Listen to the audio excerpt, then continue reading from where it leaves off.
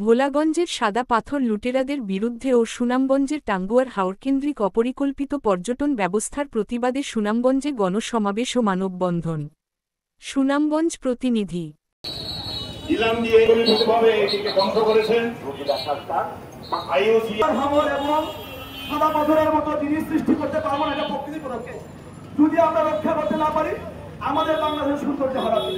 আমি বিশ্বাস করি আমাদের যে সংগঠন দল এবং মতের ঊর্ধ্বে উঠে এক সামাজিক সংগঠন এবং স্বেচ্ছাসেবী রুখে দাঁড়ানো এই যে মানববন্ধনের হাওড়া নদী রক্ষা আন্দোলনের মানববন্ধনের মাননীয় সভাপতি উপস্থিত, এই মানববন্ধনে উপস্থিত একটা হচ্ছে সিলেটের সাদা পাথর আর একটা হচ্ছে সুনামগঞ্জের টাঙ্গুয়ার হাওর।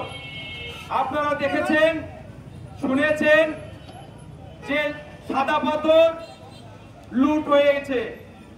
শুধু লুট না, এটাকে আমি বলবো সংঘবদ্ধ লুট।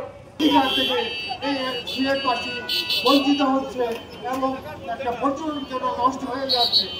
এই আপনাদের কিসের দুর্বলতা? এত বড় সম্পদ, এত বড় সৌন্দর্য নষ্ট করে লুটেরা সব নিয়ে গেছে। তাই আমি বলবো প্রতিষ্ঠানের জনগণের নেতা, উনি জনগণের মনের কথা প্রকাশ করেছে। আমাদের জনগণের নেতা ছিলেন মরহুম মমিনুল মসজিদ। আমরা আমাদের সুনামগঞ্জের যারা সর্বদলীয় যেসব বলতে চান, এই টাঙ্গুয়ার হাওর নিয়ে যারা ছিলিমিলি খেলছেন, এটার সাথে যে বাচ্চারা জড়িত আছে তাদের নাম নিতে চাই না। আমরা সবাই তাদের কিছু আউটবোর্ডের কারণে আমাদের পানি দূষিত হচ্ছে।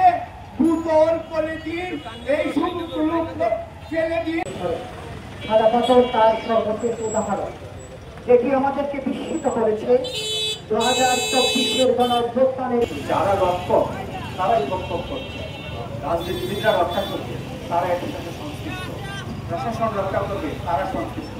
আর এখন শ্রমিকের নৌকা ভেঙে পাথরের যে ঘটনা ঘটে গেল, এটা আজকের ঘটনা নয়। 5ই আগস্টের পর থেকেই এই লুট করা আরম্ভ হয়েছে।